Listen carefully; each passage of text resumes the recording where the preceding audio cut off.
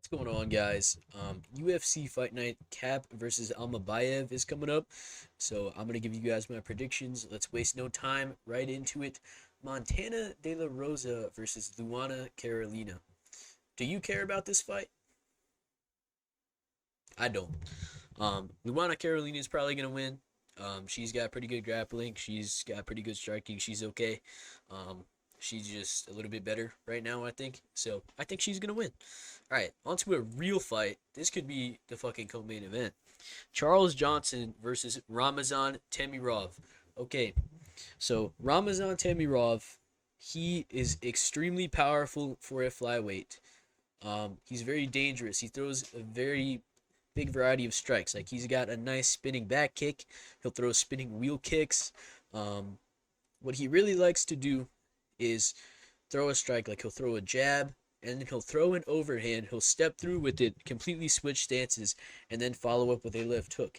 That's what he's very good at. So Charles Johnson needs to make sure he's got a high guard. He needs to make sure his chin is down, his chin is tucked. He's got to be very aware of the second and third shots and the combinations that Ramazan Temirov is throwing at him. And I think he can do that. Charles Johnson is a very well-rounded fighter. He's got good boxing. Like he knocked out Josh Van. He was getting pieced up for a little bit in that fight, but I still think, he knocked him out with a fucking uppercut. That's not easy to do. That's Josh Van. He's a very good fighter. So, I think Charles Johnson, his striking is very good. He's got good combinations. Um, and I think he is going to outbox Temirov and be able to stuff takedowns. He might even get some takedowns of his own if he really wants to. I don't see him really grappling that much. I think he's just going to outstrike Temirov. So I'm going to go with Johnson by decision. I think Temirov is pretty tough. I watched his fight. These are the only two fights. His last two fights are the only ones I could find. I could watch all of them if I buy Ryzen Pass, but I'm not fucking doing that. I'm sorry, guys. I'm not buying Ryzen Pass, but he's very tough. In this fight against Takaki Soya, he did get dropped pretty bad, but he came back. He's very tough. He's got a good chin, but he's just like he's a little bit of a midget. And Charles Johnson is a fucking huge flyweight. His frame is not the biggest, but he's just very tall and long and very lanky. So I think he will be able to keep Temirov at the end of his punches. His straight punches are going to be money in this fight. His uppercuts and his knees are also going to be money because Temirov is so short.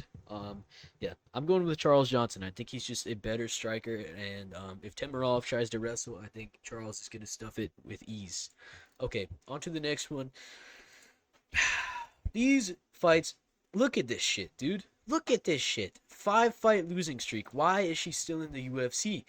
I don't get it. What? Cut her and pay some fucking entertaining prospect an extra fucking $10,000 in their contract. It's fucking stupid. I'm going with JJ Aldrich. Andrea Lee is on a 5-fight losing streak. I don't really care about this one. These fights shouldn't count for my prediction rate. Let me just say, if you're watching me for betting advice, don't even fucking bet on women's MMA unless it's Zhang Wei Li because it's very inconsistent, okay? On to this. Lucas Almeida versus Danny Silva. The pick percentage is kind of crazy here, but I'm going with Danny Silva. Lucas Almeida, he's got a couple combinations that he likes to throw. They're very nice. He's a powerful guy. He's tall and he's very strong for the weight class. But that's basically it. He's a very simple fighter. Very basic. He's good at what he likes to do. He's got a very nice right hand. He's got a very nice left hook, and then he mixes those up in combos. Like he'll throw a right hand and a left hook. He'll throw a left hook and a right hand. He'll throw a 1-2. He'll throw a left hook to the body sometimes, and he's got a nice calf kick. That's basically all he does. Danny Silva, in his last fight with Josh Coulibaly, he missed weight. I think there was something going on with him. That's why his cardio looked pretty bad in that fight. So we'll see how he looks on the scales. But he went out there in round one. He dropped Josh Coulibaly and almost submitted him with a mounted guillotine. Josh Coulibaly did just get cut from the UFC, but I think like he's better than that. Like I don't know why they cut him. He's actually a very good fighter. He's got very good boxing. He's very fast. Josh Kulibau, and he's got very good grappling. So I think that's why that fight was so tough for Danny Silva. I think Lucas Almeida, his grappling is just not very good. Like Pat Sabatini is a very good grappler, but he just made easy work of Danny Silva or Lucas Almeida. I meant, sorry guys, but Danny Silva, he's got very good boxing. Uppercuts and hooks are on point. He's very powerful. He's a strong guy, so I think he's gonna go out there and he's gonna chin Lucas Almeida. He's gonna drop him with a right hook, and I think he's gonna get him with a submission, maybe a guillotine or a Darce choke, something like that. I think he'll be able to finish Lucas Almeida. I don't think Lucas Almeida is that great. He looked pretty good in his fight against Timmy Kuamba, but Timmy Kuamba is fucking tiny, bro. I think he used to be a bantamweight, and he should be a bantamweight if he's not. That guy's fucking small. Lucas Almeida, I just don't think he's that fantastic. But this pick percentage is kind of crazy because in his last fight, Danny Silva's defense did look a little bit spotty. He was guarding a lot of the shots and blocking them, like they were landing on his hands and arms. But Lucas Almeida does have big power for a featherweight, and his straight shots are money. So, Lucas Almeida would be a pretty good underdog to pick, but I just can't ignore these two losses right here. He's one of 3 knockouts that Andre Fili has in the UFC, and Andre Fili has, I think, 25 UFC fights, 24 or 25. So that's not a good look. And then he just got fucking brutalized by Pat Sabatini. So that's what I think about this fight. On to the next one. Douglas Silva de Andrade versus John Castaneda. I'm going to be going with John Castaneda in this fight. Douglas Silva de Andrade is 80,000 years old. He looked even older in his last fight than he does in this picture. He was fucking bald. Look at this guy. He should not have went bald, dude. He's 80,000 years old. He's still very fast, though. He's got very good kicks. He likes a spinning back kick and a spinning heel kick. Or, not a spinning heel kick, spinning wheel kick. His boxing is not that great. He's got a pretty good left hook. I just think John Castaneda is going to go out there and piece him up. John Castaneda is actually pretty good. He, as you can see here, he finished Miles Johns, who Douglas Silva de Andrade just lost to. I think John Castaneda, he's a pretty good boxer. He doesn't really have that much power. In some of his fights, it's almost like he's sparring, but he's got very good volume. He's got a lot of output. He's got good kicks, very nice body kick, and I think it says that Douglas Silva de Andrade is taller than him. He's not. You could see John Castaneda fight Miles Johns, and then you could see De Andrade fight Miles Johns. John Castaneda is going to be taller than him and have a reach advantage. So I think he'll be able to keep Douglas Silva de Andrade at the end of his long straight punches. And I think he's just going to piece him up to a decision. I think he's just better. I think he's going to be faster. You know, he's a lot younger, a lot less time on the clock. You know, Douglas Silva de Andrade has been in the UFC for a very long time. So that's what I think about this fight. On to this one. Ricardo Ramos versus Chepe Mariscal. This is a fucking easy fight to pick. Chepe Mariscal is going to destroy him. Ricardo Ramos is not that good. He beat Josh Kulibau by a split decision. Julian Erosa he lost to. That's never good. He lost to Charles Jourdain, who's a good fighter. He beat Danny Chavez, and then he lost to Zubaira Tukugov. Those are his last 5 fights. Ricardo Ramos, he is very dangerous in the first round. He can fucking submit you. He can knock you out. But other than that, he has shown to be like kind of a quitter. And Chepe Mariscal is the opposite of that. He's very dangerous. His grappling is elite. I think he's just going to ragdoll Ricardo Ramos and just beat him up on the ground. And I think he'll beat him up on the feet too. Chepe is just a dog. That's why I'm picking him, because I think he's tougher. I think he's got no quit in him. And I think he's going to win easily. That's what I think about this one. On to this one. Austin Lane versus Mario Pinto. This is the easiest pick of my life. Mario Pinto is going to knock him out in the first round. Mario Pinto, you guys, this is going to be crazy, but he is an actually good heavyweight. The guy's big. He's got long fucking arms. His jab is like a laser. So is his right hand. He's very accurate. He's got pretty good movement for a heavyweight. Like, he's just fucking good. He's a good fighter. Like, I don't know why I have decision. He's not gonna get a decision. He's gonna knock Austin Lane out in the first round. I think Austin Lane, he's pretty chinny. He's just not that good. He's got some good takedowns. If he can't get them, he's fucked with anybody who knows how to strike. And I think Mario Pinto is gonna be able to stuff his takedowns pretty easily and piece him up on the feet. There's not much to talk about with this one. Austin Lane is gonna get his ass kicked. On to the next one. Danny Barlow versus Sam Patterson. Now these odds are fucking ridiculous. I'm this close to picking Sam Patterson to win, but I'm not because I just can't convince myself to. Like he got fucking knocked out so bad against Yanal Hashmoz that he was trying to fight the referee. Like he was out trying to fight the referee. It was fucking crazy. He looked good against Johan Linnes and Kiefer Crosby. He is very good. I don't think he's that great on the feet, but he's a very good grappler. But I think Danny Barlow will be able to stuff his takedowns. And I think he'll just be able to win like a fucking tit for tat striking battle. I don't think he's gonna knock Sam Patterson out. Danny Barlow, he's got obviously a very good left hand. His name is Left Hand to God. He's got a pretty good left hand.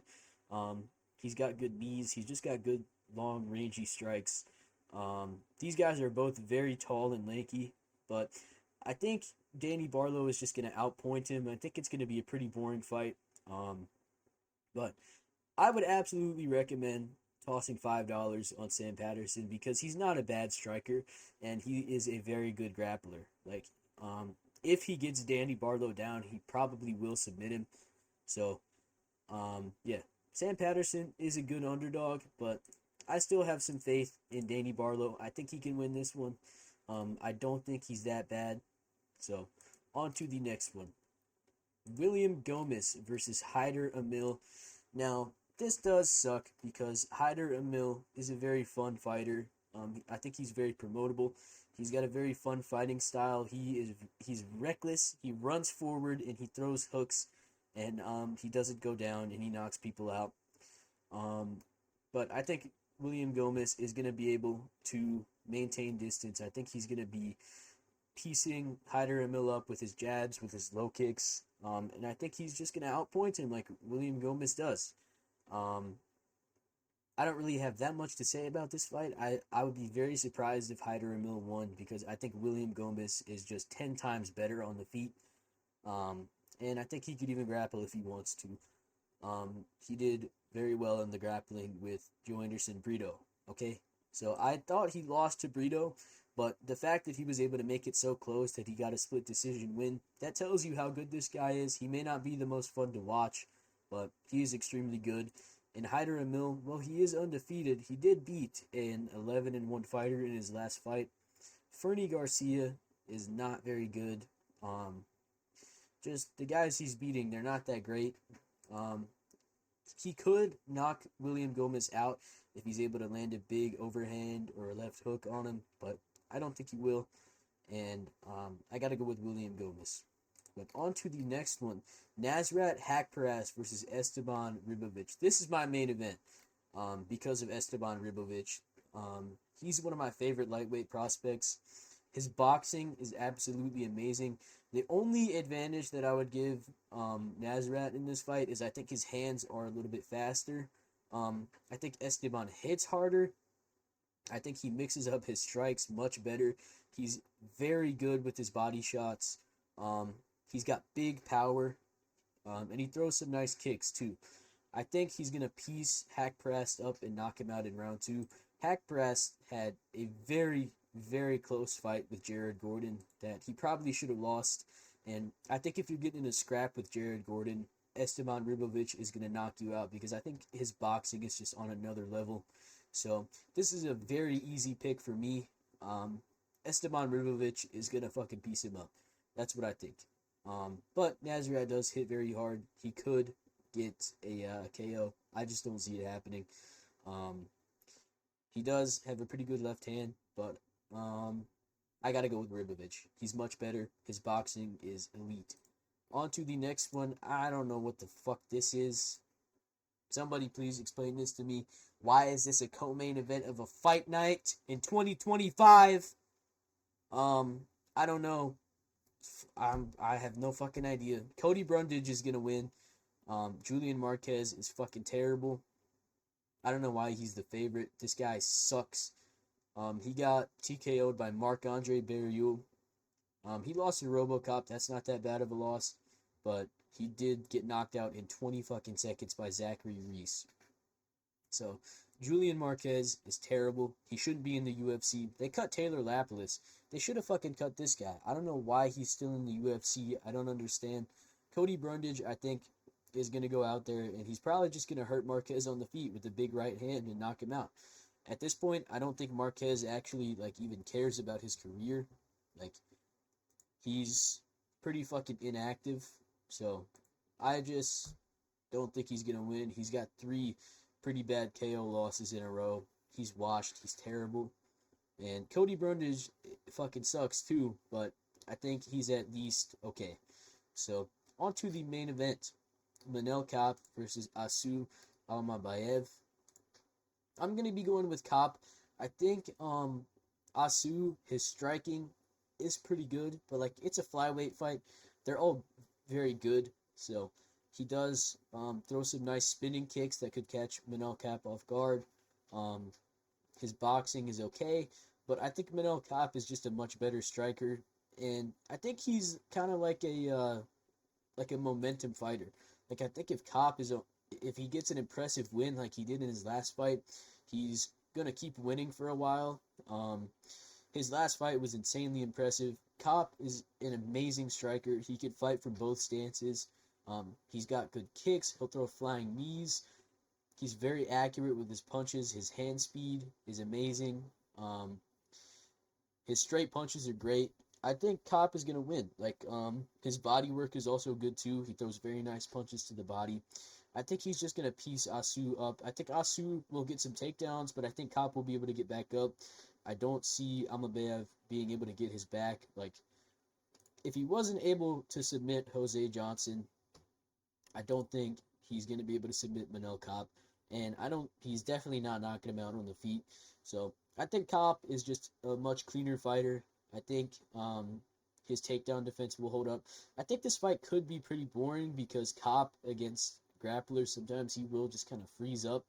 But he was able to fucking fight with Pantoja and not get submitted. Okay, Asu is not submitting him. That's Asu's only way to win this fight is by submission. And that's not fucking happening. If that happens, give this guy the fucking belt. So, yeah, I think Manel Kape should piece him up. It could get boring at times because, like I said, Manel Kape, sometimes he does get hesitant on the feet when he's fighting a grappler. But overall, I think he's just much better on the feet. And yeah, those are my predictions. So I hope you guys enjoyed the video. I did do some tape study for this card. I watched at least 2 fights for every fighter. I know my breakdowns weren't the most extensive for this, but this card is kind of shit. So, I don't know, man. Like, there's not much to break down with some of these fighters, but, yeah. Asu, he's got a good single leg. He's a good wrestler. But I just don't think he'll be able to get Kape down. So, yeah, that's my predictions. I hope you guys enjoyed, and goodbye.